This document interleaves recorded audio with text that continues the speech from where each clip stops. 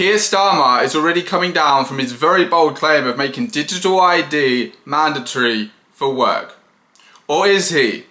Is he actually? Is this just a sleight of hand?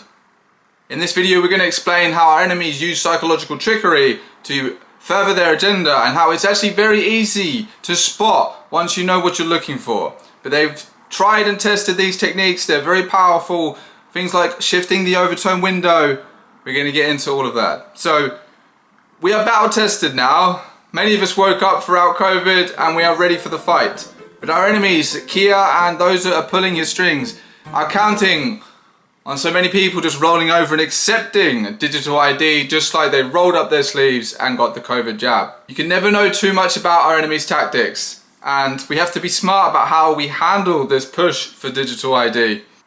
We won the battle against COVID mandates and forced the enemy to regroup, but the war is far from over. First off, the obvious thing to mention is that when Keir Starmer boldly announced the mandatory digital ID card supposedly to tackle illegal immigration, which is actually a problem of successive governments over the past 20 to 30 years, we all knew it was bullshit. What it did though was have us focus on the horrors of mandatory digital ID, especially given how we already defeated this scheme when Blair tried it in 2006.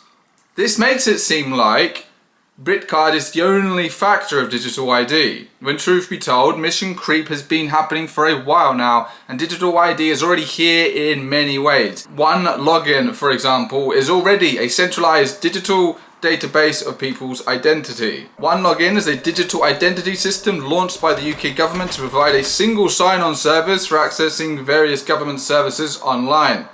The Gov UK One Login app already exists and you can find it by searching on the App Store.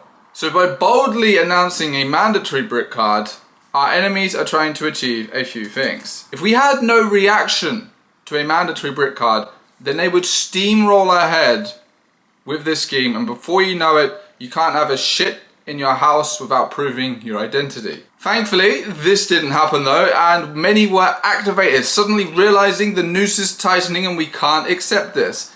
It's a good opportunity if we take advantage of it, because for the first time since COVID, we have an issue enough of us can unite around and focus on. This is important because we need collective effort and energy laser focused and channeled effectively to create change.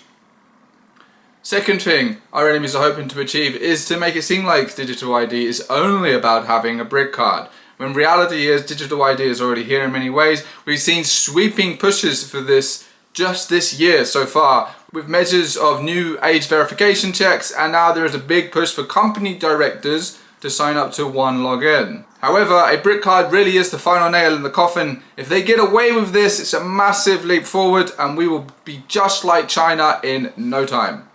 The thing is, our enemies are already backtracking on the bold claim, so the overtone window, the accepted scope of our collective perspectives was shifted and we rejected the bold claim.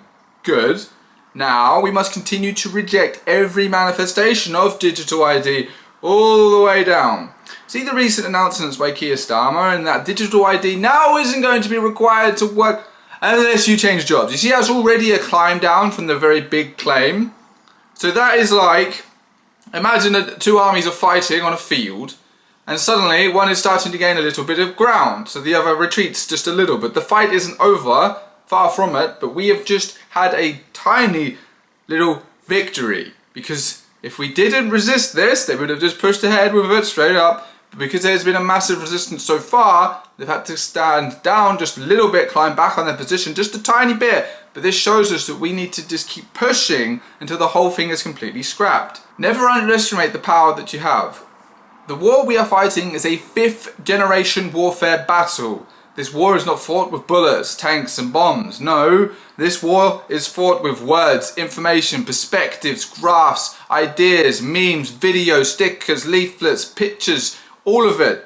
This is how this modern day war is fought. It's a culture and information war. Everyone needs to do their part in this fight. Those waiting for things to get kinetic before activating their warlike spirit are missing what is happening right here and now. War has already been declared. Your friends and family are already under threat. And if we don't come together, quick time to fight against this, future generations will be locked into a digital prison. Those saying, I'll be dead soon, it doesn't bother me, need to check themselves. I see this all the time and it is so frustrating. Especially if any of you actually have children and care about what their lives are going to be like and what their children's lives are going to be like. We need to keep fighting until we see a headline like this. Keir Starmer U-turns on Britcard, and we've defeated it completely. With this victory, with Britcard completely defeated, then we can move on to the next battle, because as many of you will know, if you've been around for any length of time, this is a long fight. If we defeat Britcard, it's not over. The enemy will simply regroup and we have to beat them again and again and again till eventually we've completely defeated this agenda to try and enslave humanity, and we can enjoy the kind of world that would then be ours for the taking. But until that point, we've got to fight and fight hard. So I'll see you at the protests, grab your stickers, and we will defeat digital ID if enough of us come together, take the actions that we really need to take.